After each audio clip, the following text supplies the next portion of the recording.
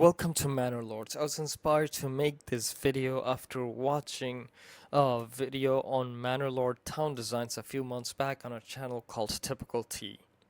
This campaign was carried out on the Winding River map mode with the Fractured Realm scenario template at challenging difficulty setting. My town design and strategy works best on heavily forested regions such as Verdau on the Winding River map mode since it has over 70% trees. And it is also desirable if the region has a rich iron mine since that will allow me to build a strong army as well as a strong economy early on. However, this template can also work in other regions as well, assuming there's enough space for the settlement layout, and a way to acquire lots of food for the first 2 years, especially on the third year, since that's when food shortages will really hit the hardest. The layout is also easily scalable, and it is just a bit tedious to do. However, once you get used to it, it is very easy. Uh, since I have a wild game deposit, I surrounded it with roads along its circumference to avoid chasing away the animals by accident during building.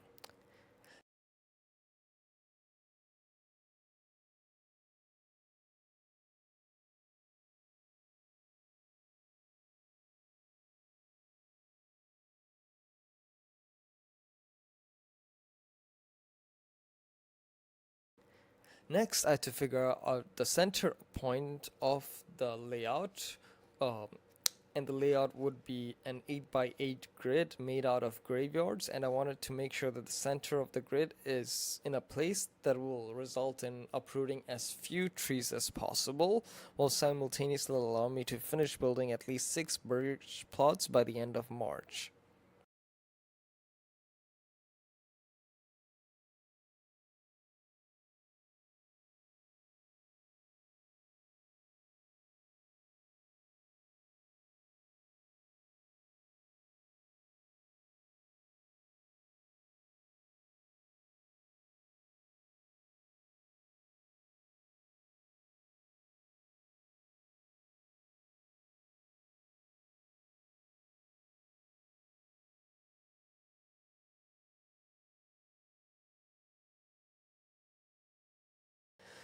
As you can see, I laid out the grid system, and after setting up the grid, the next step is to create the initial layout. The initial layout involves a 2x2 square made out of, once again, graveyards in the center, as well as 8 elongated hexagons surrounding the 2x2 square.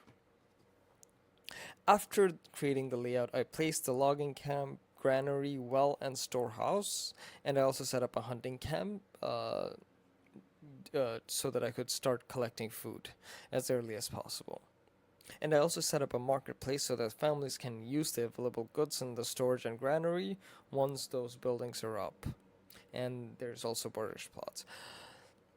I set the logging camp to full employment and maintenance so that I could get at least 8 logs by the middle of March.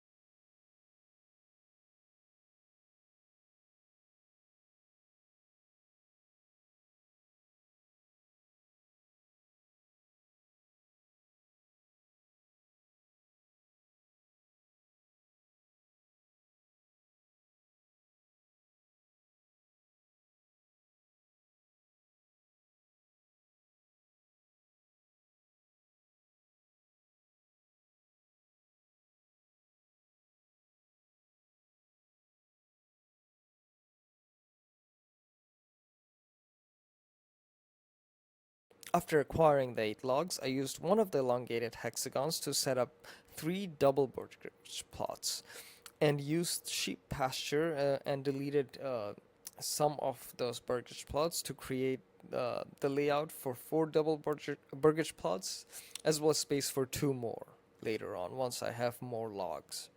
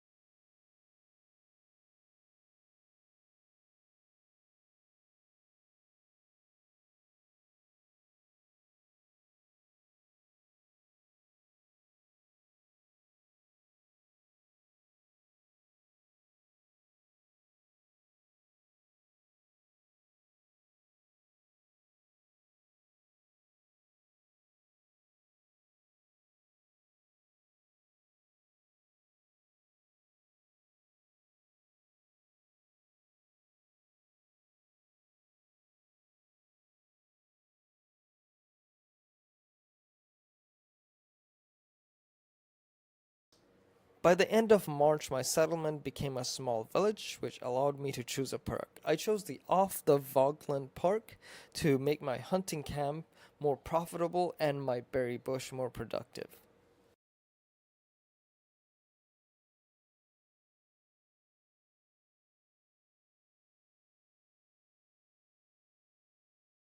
As I was nearing the end of March, I put two families to work the storehouse and granary respectively, and one family on the hunting camp. The rest were on logging camp.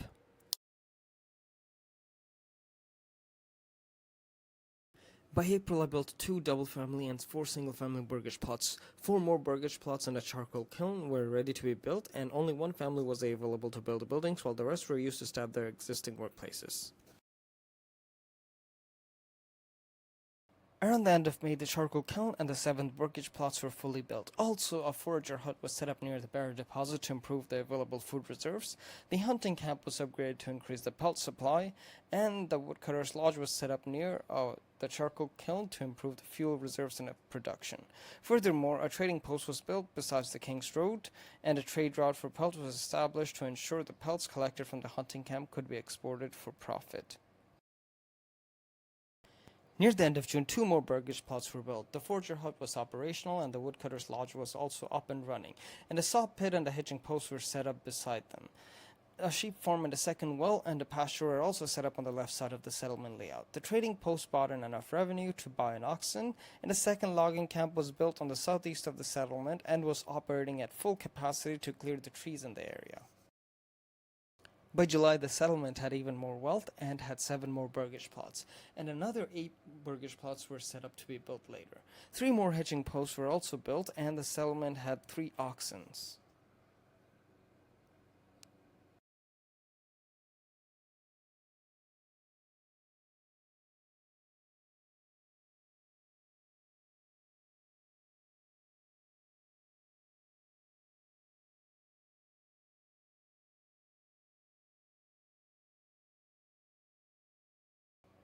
On mid-August, some of the settlement's wealth was used to purchase a horse to improve trade capacity. The saw pit was built and staffed. Both logging camps were fully staffed to deforest the trees in the southeast corner of the settlement. Two farmhouses were also set up inside a hexagon in the southeast to get ready for autumn.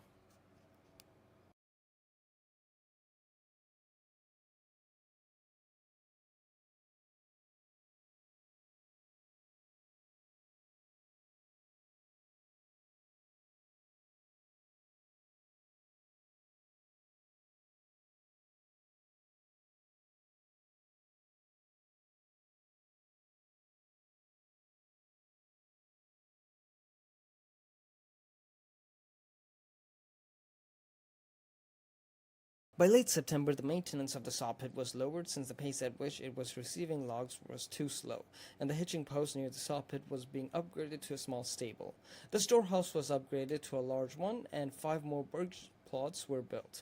The trees in the southeast of the settlement were mostly cleared, and more burgage plots were set up in that area. The sheep farm and second well were also fully built.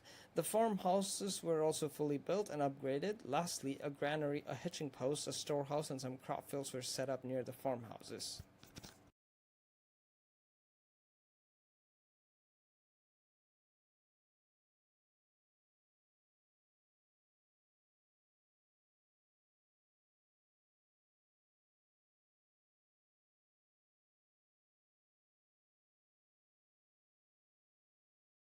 By end of October, all the elongated hexagons on the south side of the settlement had fully built burgage plots, and even more burgage plots were being set up in the hexagons on the north side of the settlement. Even more crop fields were set up near the farmhouses, and the farmhouses were staffed to begin plowing the fields. Almost all the trees in the south side up until the King's Roads were cleared, leaving only logs to be collected for the most part. The town also had a fourth oxen and even more wealth.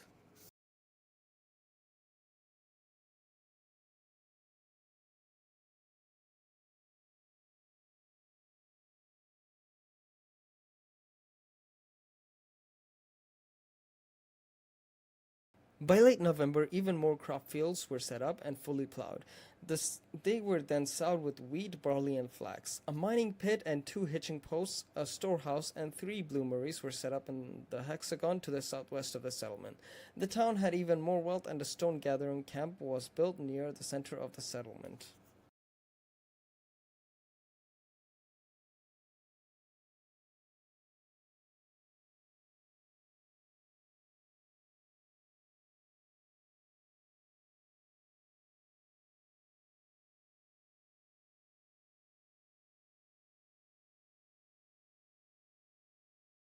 By mid December, the mining pit and one of the bloomeries were operating at full capacity, while the logging camps were busy clearing even more trees in the south and collecting the fallen logs. The stone gatherer camp was fully staffed so that all the stones from the stone deposit in the settlement center could be collected before the end of the year.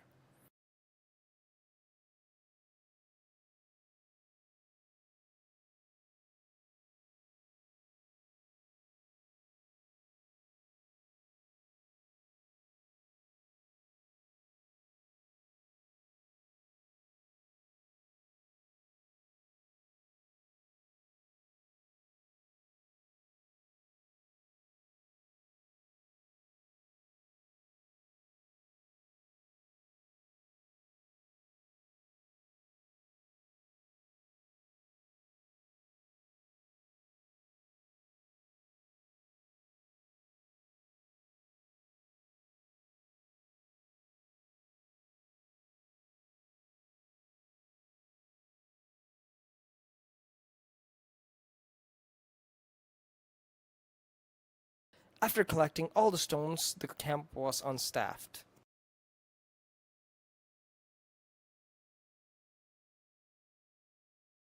Around the January of second year, the fuel reserves and available burgage plots for new families were quite abundant. Some of the occupied burgage plots were even equipped with animal pens to house pigs and goats. The logging camps were only staffed with oxen to gather the fallen logs. A wooden church, a weaver's workshop, and a livestock trading post were built in the town's central square, and the stone gatherers' camp was demolished. The first well was upgraded to a stone well, and two of the burgage plots were upgraded to level 2 plots. After the two plots were done upgrading, the settlement reached the medium village level, and those two plots were then converted to armorer's shop and blacksmith respectively to make weapons and armor for spearmen militia.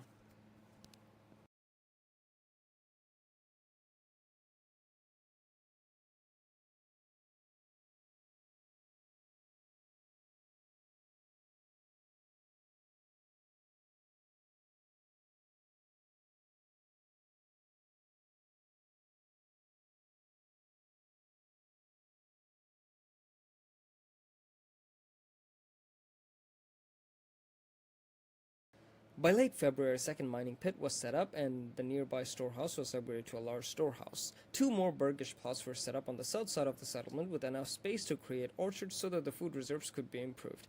Even more burgage plots were equipped with animal pens, such that there were 8 plots with goats and 7 with pigs. Even more plots were being upgraded to level 2, and a manor and a trading post were built in the town square. The granary there was upgraded to a large one.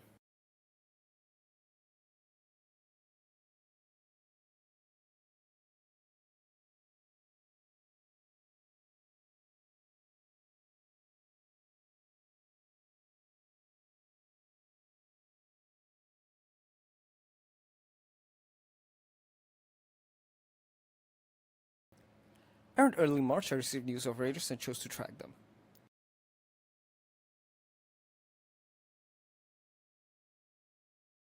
By late March, I set up third logging camp and three foresters' hut in the northeastern corner of the settlement to ensure a steady supply of timber without causing too much deforestation.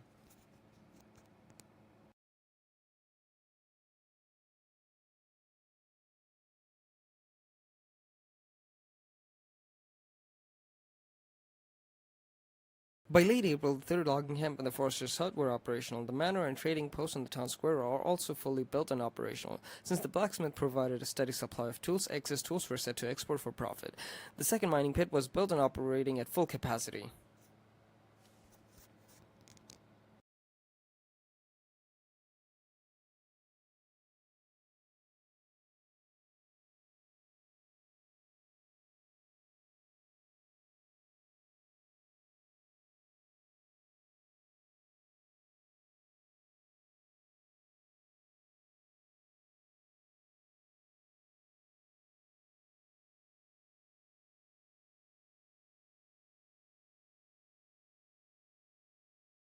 Aaron made one of the two level 2 burgage plots were equipped with the joiner's shop to produce shields for the spearman militia. The blacksmith was set to produce spears. The two burgage plots on the south that had large backyards were equipped with orchard extensions so that pear trees could eventually be planted there.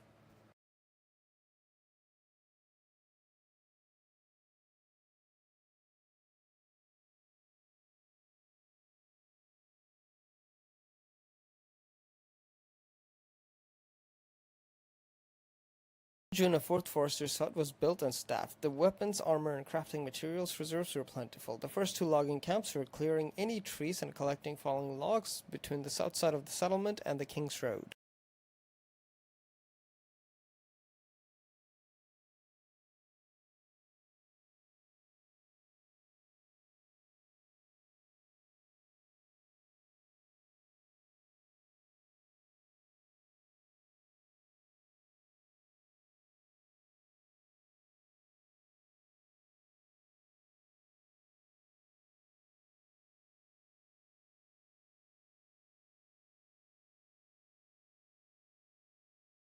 By July, both trading posts were staffed and had horses, so the regional wealth was improving greatly.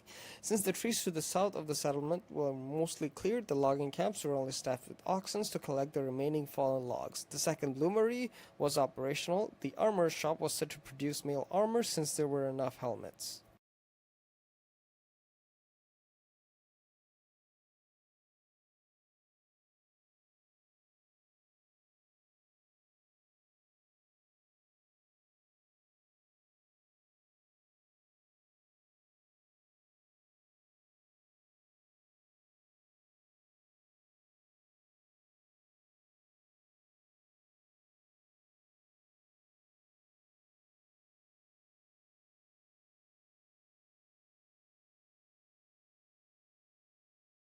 Around August, the berry bush was exhausted, but the settlement's food reserves were in great condition. The reserves for fuel, armor, and crafting materials were great as well.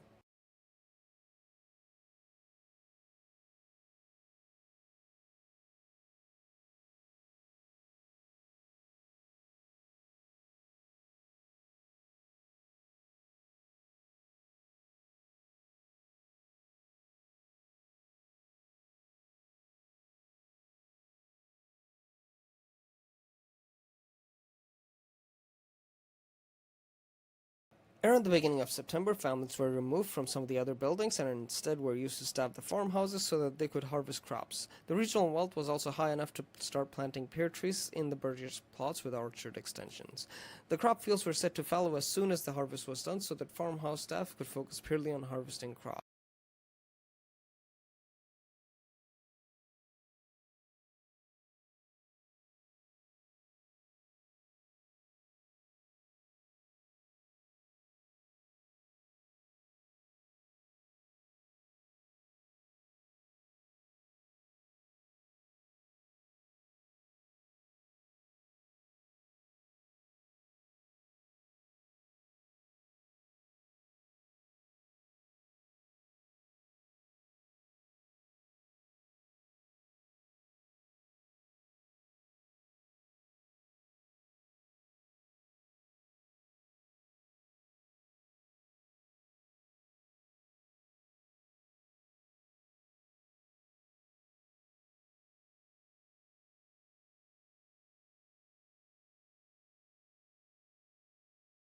And by late September, the harvest was completed and the second logging camp was demolished to create space for more crop fields.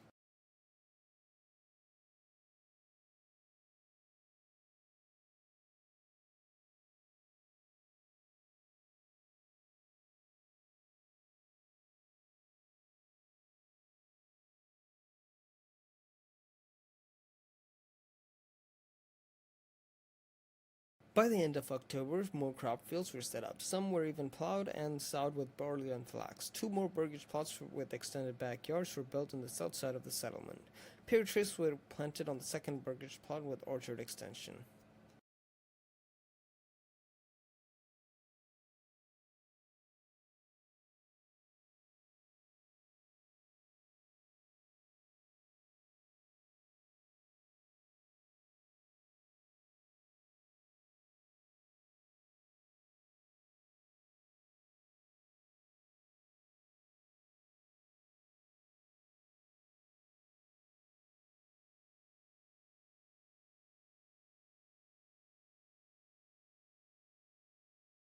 By late November, all of the fertile crop fields were plowed and sowed.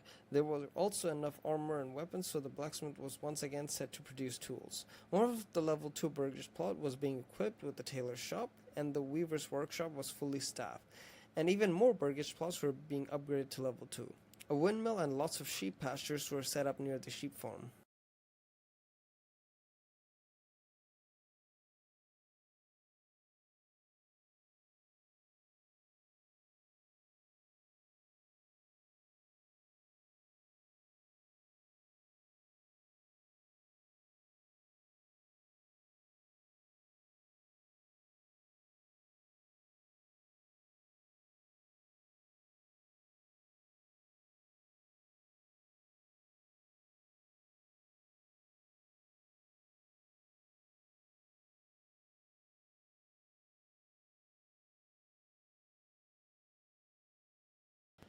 Around the end of December, there were 6 fully built double burgage plots in nearly every single elongated hexagon surrounding the town square.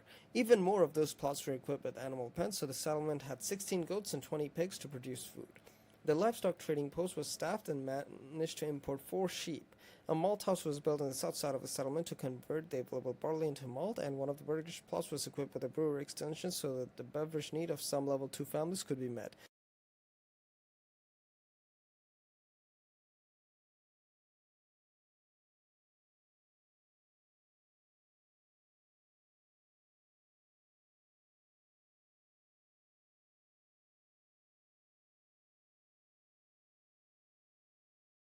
By the end of January of year 3, the beer produced by the brewery burgers plot was being distributed by a small brewery to the north of the settlement. Simultaneously, the trading post was set to import some beetroot so that all the needs of enough level 2 burgers plots could be met to upgrade at least 2 of them to level 3.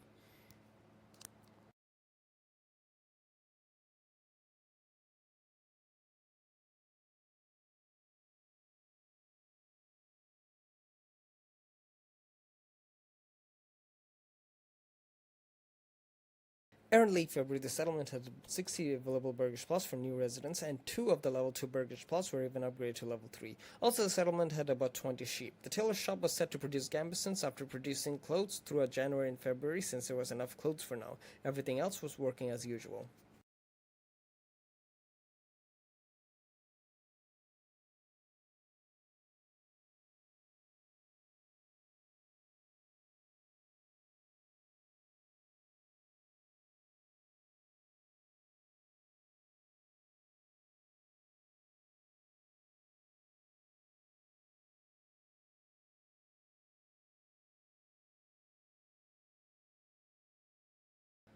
Around the 2nd of March, a band of raiders were finally spotted near the southeast of Furdau, so the 2 regiments of spear militia were assembled to counter the raiders.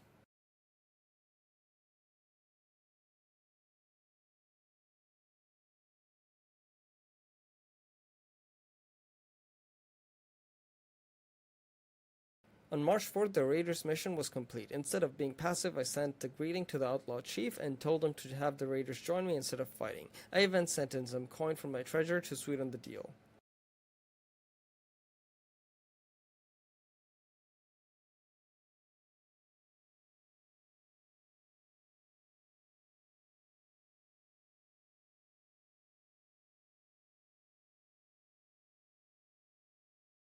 As my militia got into formation, I received a letter where the outlaw chief agreed to my deal in exchange for getting rid of my retinue. This resulted in my settlement gaining 59 new families, turning my settlement into the most populated one in the map. However, due to game bug, I still had to fight the raiders. I put my militia into V formation with shield walls raised. As the raiders smashed into one of my regiments, the other one was used to flank the raiders. After the 1st regiment was getting tired, I had it retreat and made the 2nd regiment engage with the raiders. While the 2nd regiment was busy engaging with the raiders, I used my 1st regiment to flank the raiders. This caused the first half of the raiders to lose morale and flee. Since the 2nd regiment was getting tired, I had it retreat and made the 1st regiment engage the raiders. I used the 2nd regiment then to flank the raiders. This broke the raider morale and made them flee. Thus, by March 11th, I managed to gain some influence and win the battles without losing any soldiers.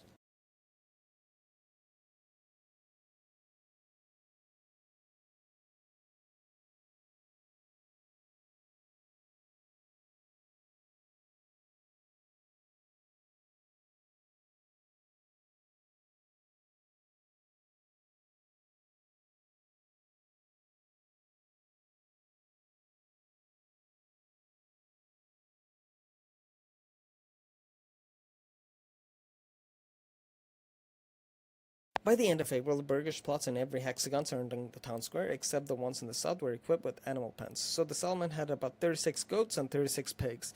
The livestock trading post was set to import another 10 sheep. Even more burgish plots were set up in the northeast of the settlement. Since the iron deposit was running low, the mining pits were being upgraded to deep mines. A graveyard built and staffed in the southeast of the settlement helped get rid of the dead bodies from the battle that happened in March.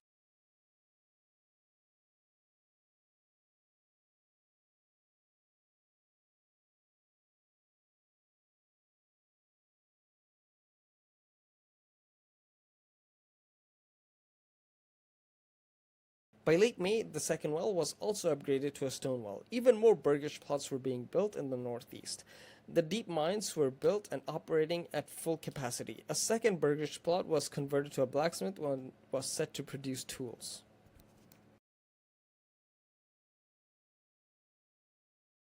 Around the end of June, the settlement had about 5 more sheep. The third blacksmith burgish plot was set to produce iron parts, a bowyer's shop burgish plot was set to produce crossbows, and a third bloomery was operating at full capacity. The forger hut was upgraded to collect herbs as well.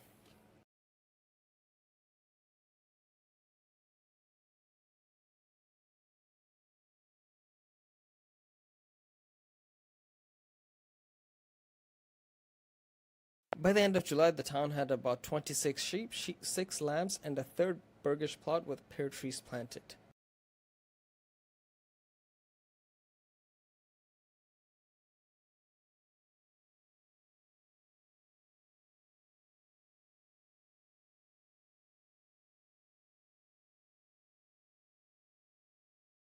By late August, the berry bush was almost completely depleted, and a portion of the northeast was seriously deforested. There were 3 more sheep and 6 more lambs. Also, since the Lord of Veltfeld had claimed the area of Schachspitz, I sent my retinue there to steal the loot from the local bandit camp while the bandits were busy fighting the Lord of Veltfeld. In the beginning of September, I fully staffed the farmhouses to complete the harvest.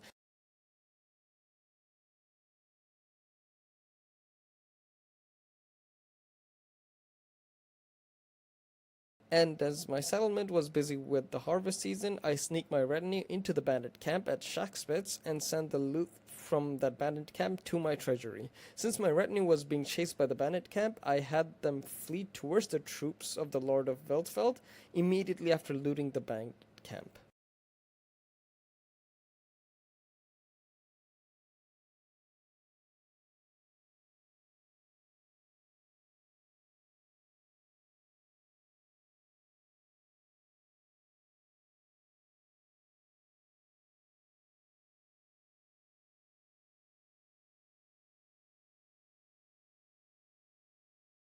By the end of September, I had 2 blacksmiths producing tools and 1 producing swords to diversify my exports, since there was an oversupply of tools in the market. I also had about 30 sheep and 16 lamb in my settlement.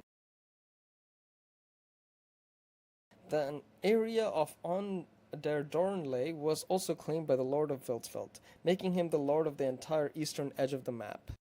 My high population density settlement layout is somewhat sustainable for now and can accommodate more people once the sheep in the pastures multiply enough for it to be worth converting a burgish plot to a butcher's shop and the fruit trees become more mature.